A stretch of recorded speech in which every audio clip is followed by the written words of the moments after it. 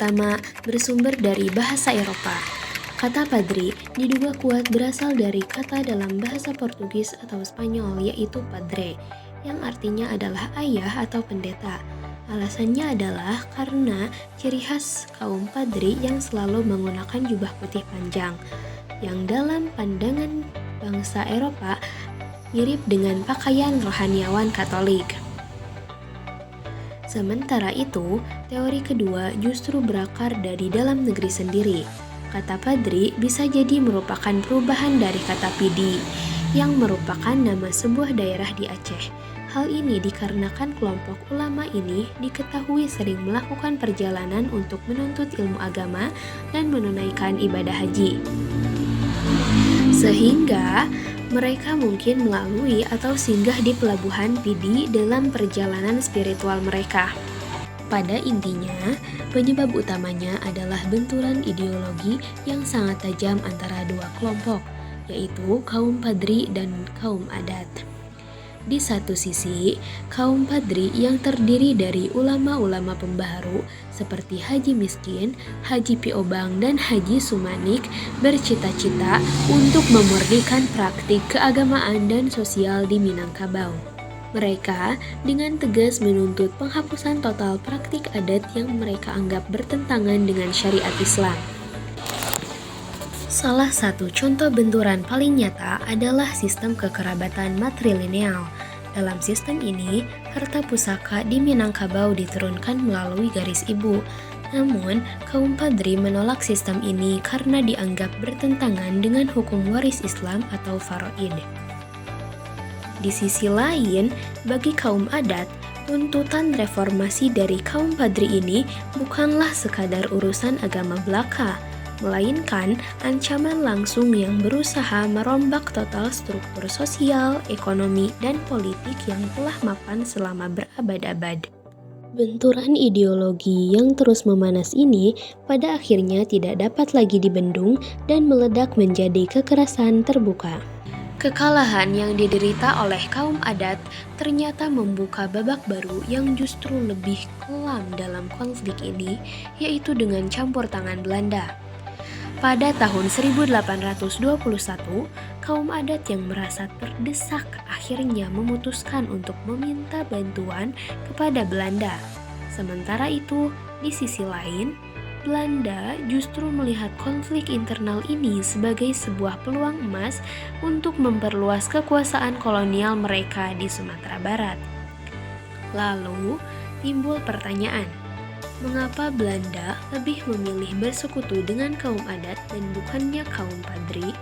Jawabannya cukup jelas, karena kaum padri dianggap sebagai ancaman ideologis. Mereka adalah kelompok yang anti-kolonial dan pasti akan menolak dominasi asing. Sebaliknya, kaum adat yang sedang dalam kondisi lemah justru bisa dijadikan pintu masuk sekaligus alat yang mudah bagi Belanda untuk menguasai wilayah tersebut. Jalannya Perang Padri berlangsung antara tahun 1803 hingga 1838 di Sumatera Barat. Perang ini terbagi menjadi dua fase utama. Awalnya merupakan konflik internal antara kaum padri atau ulama reformis dan kaum adat. Belanda kemudian ikut campur, memicu perlawanan sengit dari kaum padri yang berujung pada penyatuan kekuatan antara kaum padri dan kaum adat. Fase pertama peperangan berlangsung antara tahun 1803 hingga 1821. Pada masa itu, perang diawali dengan pertentangan antara kaum padri dan kaum adat. Pada awal abad ke-19, kaum padri yang terinspirasi dari gerakan Wahabi di Mekah berusaha membersihkan praktik-praktik adat yang dianggap bertentangan dengan ajaran Islam.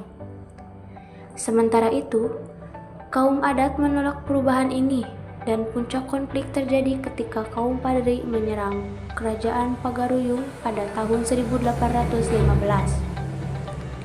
Selanjutnya, perang memasuki fase kedua. Fase kedua ini terjadi antara tahun 1821 hingga tahun 1838. Akibat dari konflik tersebut, Kaum adat yang terdesak meminta bantuan Belanda yang melihat ini sebagai peluang untuk menguasai pedalaman Minangkabau. Sejak saat itu, Belanda mulai mengirimkan pasukannya pada tahun 1821 untuk membantu kaum adat, tetapi segera memanfaatkan situasi untuk menancapkan pengaruhnya. Untuk menghadapi hal ini, pasukan kaum Padri yang dipimpin oleh tokoh-tokoh seperti Tuanku Nandreceh dan Tuanku Imam Bonjol memberikan perlawanan hebat. Selain itu, pertempuran Baso menjadi salah satu contoh keberhasilan kaum Padri mengalahkan pasukan Belanda. Dalam peristiwa ini, poin pentingnya meliputi taktik gerilya, yaitu cara berperang dengan menyerang secara tiba-tiba lalu mundur untuk menghindari serangan balasan musuh. Yang kedua, perjanjian masang, yaitu kesepakatan antara kaum Padri dan kaum adat untuk menghentikan konflik internal agar mereka bisa bersatu melawan Belanda. Dan yang ketiga, bersatunya kaum adat dan Padri, yang menjadi titik penting karena setelah bersatu, kekuatan mereka menjadi lebih kuat dalam menghadapi Belanda.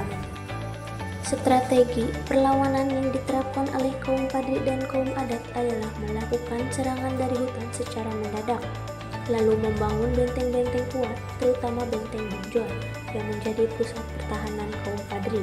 Kemudian, melakukan serangan secara bertahap ke pos-pos militer Belanda. Perlawanan ini berakhir dari tahun 1835 hingga 1838 dan terjadi serangan besar ke Bonjol. Setelah berhasil meredam perlawanan di Jawa, Belanda mengarahkan seluruh kekuatannya untuk mengepung benteng Bonjol. Hingga akhirnya, benteng Bonjol pun jatuh ke tangan Belanda pada 16 Agustus tahun 1837, meskipun Tuanku Imam Bonjol sempat melarikan diri. Tuanku Imam Bonjol akhirnya menyerahkan diri dan diasingkan ke Cianjur, Ambon, lalu Minahasa hingga wafat pada 1864. Meskipun pemimpin utamanya ditangkap, perlawanan sporadis masih berlanjut di bawah komando Tuanku Tambusai hingga 1838. Perang Padri berakhir dengan kemenangan Belanda yang menguasai seluruh Minangkabau. Tokoh-tokoh penting kaum Padri antara lain yang pertama adalah Tuanku Imam Bonjol atau biasa disebut Muhammad Sahab. Tuanku Imam Bonjol adalah tokoh sentral dan pemimpin utama kaum Padri setelah Tuanku Nandreceh wafat. Beliau memimpin perlawanan bersenjata melawan Belanda dari benteng pertahanannya di Bonjol. Beliau ditangkap pada tahun 1837 dan diasingkan hingga wafat di Minahasa, Sulawesi Utara. Beliau diakui sebagai pahlawan nasional Indonesia. Selanjutnya yang kedua ada Tuanku Tambusai. Tuanku Tambusai merupakan salah satu pemimpin Padri yang melanjutkan perlawanan secara gerilya di wilayah Riau hingga akhir Perang Padri pada tahun 1838 dan kemudian melarikan diri. Yang ketiga ada Harimau Nan Salapan. Harimau Nan Salapan adalah sebutan untuk 8 ulama yang memimpin gerakan Padri di awal, terdiri dari Tuanku Nandreceh, Tuanku Lubuk Awur, Tuanku Berapi, Tuanku Padang Lawas, Tuanku Padang Luar, Tuanku Galung, Tuanku Biaro, dan Tuanku Kapau. Yang keempat ada Sultan Arifin Mungsiah. Sultan Arifin Mungsiah ini adalah pemimpin kaum adat yang awalnya meminta bantuan kepada Belanda. Dan yang terakhir ada Kolonel Rapp dan Mayor Jenderal Kosius. Mereka adalah komandan-komandan Belanda yang memimpin serangan dalam Perang Padri. Dampak negatifnya begitu nyata dan terasa pahit. Yang pertama dan paling terasa adalah hilangnya kedaulatan politik. Setelah kekalahan kaum Padri pada tahun 1838, Belanda berhasil menguasai Sumatera Barat sepenuhnya.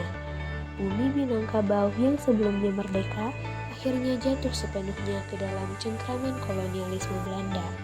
Ini adalah akhir dari sebuah era kemandirian. Lalu, yang tidak kalah menyedihkan adalah kerugian di bidang kemanusiaan dan sosial. Bayangkan, Perang Saudara yang brutal ini berlangsung selama hampir 35 tahun. rakyat jelata yang terjepit di antara dua kubu yang bertikai harus menanggung penderitaan yang luar biasa.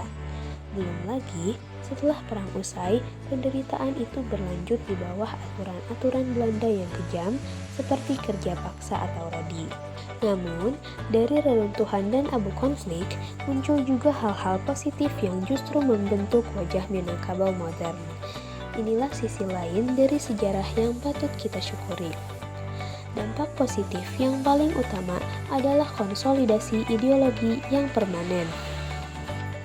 Perang ini akhirnya melahirkan sebuah piagam perdamaian yang sangat terkenal. Adat Basandi Syara, Syara Basandi Kitabullah. Dengan piagam ini, Islam secara resmi ditetapkan sebagai fondasi budaya dan kehidupan masyarakat Minangkabau. Konflik yang awalnya memecah belah justru berakhir dengan penyatuan yang sangat kuat antara adat dan agama. Kemudian, terjadi juga reformasi hukum dan sosial yang masif. Berkat perjuangan kaum Padri, praktik-praktik maksiat yang sebelumnya marak seperti judi, minum tua, dan sabung ayam berhasil dihapuskan total. Tak hanya itu, peran ulama juga menjadi semakin kuat. Mereka yang disebut sebagai kodi atau imam akhirnya diintegrasikan ke dalam struktur pemerintahan nagari, memastikan nilai-nilai syariat menjadi panduan dalam kepemimpinan. Dan yang paling menarik adalah kompromi brilian dalam hukum waris. Kaum adat dan kaum Padri akhirnya menemukan titik temu. Harta pusaka tinggi seperti tanah ulayat dan rumah gadang tetap dipertahankan dengan sistem matrilineal, turun kepada anak perempuan. Namun, untuk harta pencaharian atau harta yang diperoleh sendiri diarahkan untuk dibagi berdasarkan hukum waris Islam, yaitu faraid. Ini adalah sebuah solusi yang cerdas dan adil yang menghormati kedua belah pihak. Pengaruh Perang Padri. Pengaruh Perang Padri paling terasa dalam aspek sosial, budaya, dan keagamaan di Minangkabau, yang juga memberikan kontribusi pada identitas nasional. Pertama, harmonisasi budaya dan agama. Pengaruh terbesar dan paling khas adalah lenyap filosofi adat Basandi Syara. Basandi Kitabullah adalah bersendikan syariat Islam, syariat bersendikan Kitabullah. Hingga ini filosofi ini menjadi dasar hukum tidak tertulis dan tatanan sosial di Minangkabau, memastikan adat selaras dengan ajaran Islam. Warisan kepahlawanan nasional. Tokoh sentral perang Tuanku Imam Bonjol diangkat sebagai pahlawan nasional dan nama beliau diabadikan dengan uang kertas 500 emisi 2001 sebagai penghargaan atas jasa dan semangat juang. Identitas keislaman. Gerakan Padri yang militan telah berhasil mengakar kuat. Hal ini menjadikan identitas keislaman masyarakat Minangkabau menjadi lebih murni dan kental, meninggalkan kebiasaan yang dianggap menyimpang seperti judi dan minuman keras dalam skala yang besar. Manfaat Perang Padri bagi generasi penerus bangsa. Pertama, pentingnya persatuan dan kesatuan. Peristiwa ini mengajarkan generasi muda untuk menyampingkan perbedaan internal, suku, agama, golongan, dan bersatu ini demi kepentingan bangsa yang lebih besar. Mewaspadai politik adu domba, divide et impera. Peristiwa ini menjadi contoh nyata bahaya campur tangan asing yang memanfaatkan perpecahan domestik.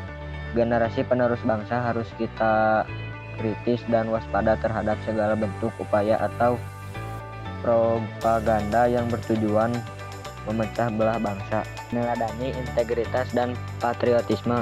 Pengorbanan para pemimpin pahlawan yang rela diasingkan mengajarkan nilai patriotisme, integritas moral, dan ketidakmauan berkompromi dengan ketidakadilan.